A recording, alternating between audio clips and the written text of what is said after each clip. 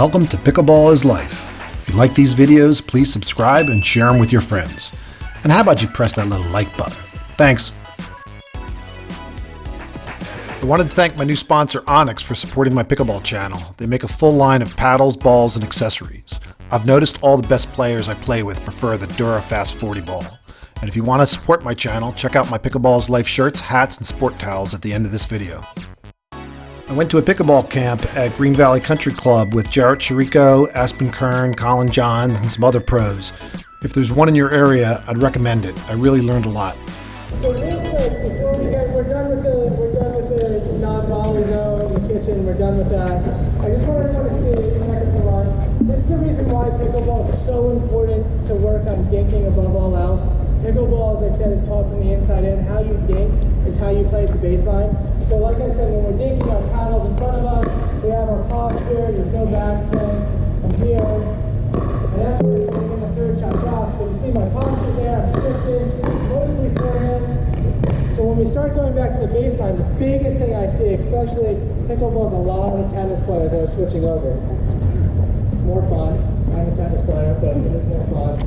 People don't know Collin just came when I found him on the ATP tour. We convinced him to move to Maryland of all places, but he was a tennis player. And the biggest thing is what you see as tennis players are at the baseline, they look like that big backswing. We got like our tennis stroke, that was really good. But the same thing applies. The minute we have a big backswing that's behind us, the ball's going to go up or it's going to go down. So just like we dink is how we drive. Here, front, I keep the ball low. Come on, Collin. Here, low. And just like how I drive, is how I drop. There's no backswing. I'm here, outside foot. I can drop. I can drive. Drop. I can drive. Keep the backswing. My body, I'm not taking a lot of steps. Very controlled. The first thing I do is not take my racket back and set my paddle. Sorry, I keep saying racket. You set the paddle where you want to hit it. So if I was to be a foot, I set my paddle and then I move.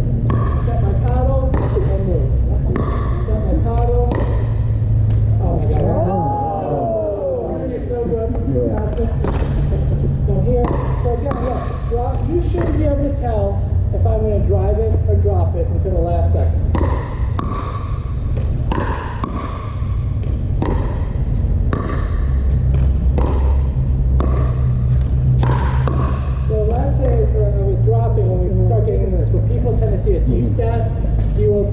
When you teach beginners or people that are just getting into pickleball, just like you dink on the outside foot, you teach the drop off the outside foot because you're doing less movement, so it's easier to get.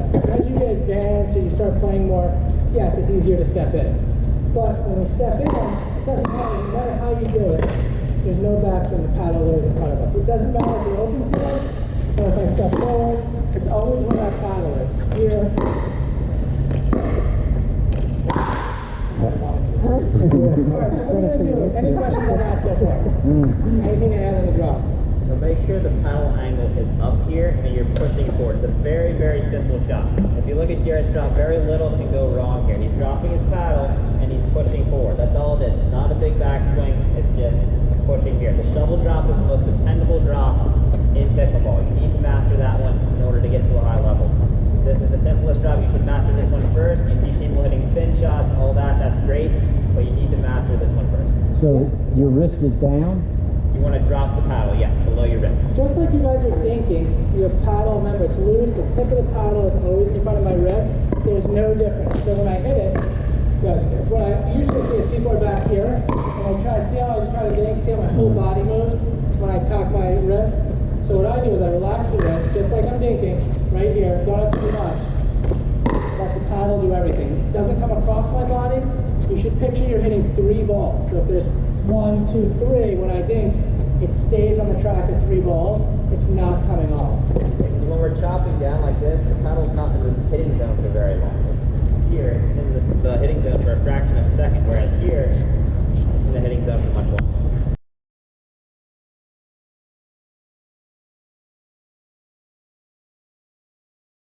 Now, even though you're going to hit mostly forehands, always mostly forehands, if you do get a backhand, Jeffrey, If you do get a backhand, it's not back here. It's still setting it in front. Manson back. So my backhand is here. See how it's the same thing? Paddles in front, and then I drop. Posture, paddle in front. Paddle in front. It's always there. I'm never taking a big backswing. So where's your wrist on the backhand? Same place. Locked on the forehand, locked on the backhand. So it's higher on your... It's going to be slightly higher, but it's not back here. It's still in front. So I'm here. I'm just turning. So it's still here, and then you go and hit. It's not like set back. Last thing is this is a drill that's going to be for the net person as well as the person at the baseline. So what we're going to have is the person at the baseline is going to be working on driving and dropping.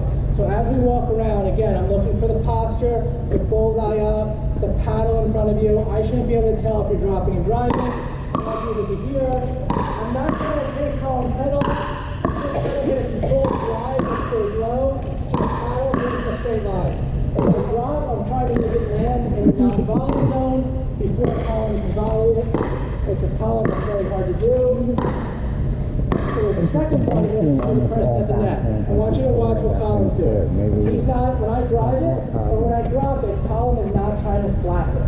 When I drive it, he sets his paddle, similar to tennis, but with the face open, for the drill we just did before, he's just pushing forward. Watch. If I drive it, he's just very full paddle, just pushing forward. You see? Now if I go soft, what does he do? He rolls a little bit.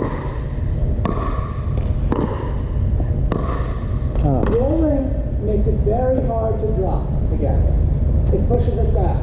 When he rolls, as I'll explain it to you, he's not swinging like crazy, he's not breaking his wrist. Contact's in front, he's coming up a little bit. Yeah.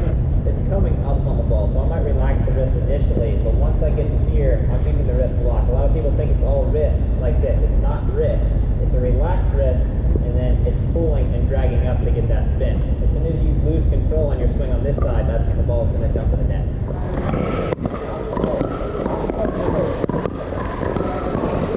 But you don't have to do anything.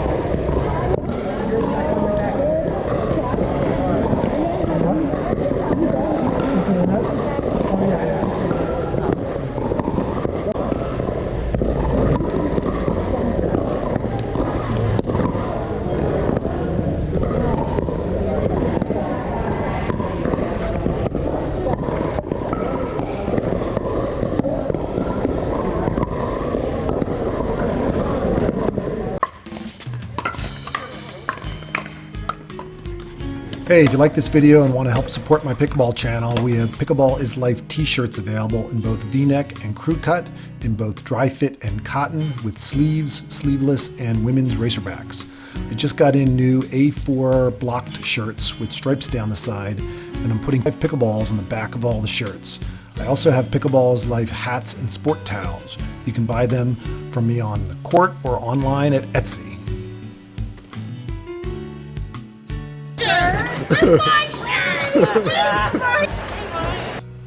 Hey, thanks for watching. If you like this video, all I ask is that you please subscribe by clicking on the top left circle. Don't worry, it won't cost you anything.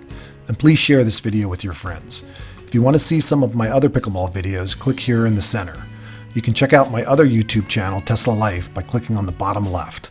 My Facebook, Instagram, and Twitter accounts are listed on the right. Thanks, everyone.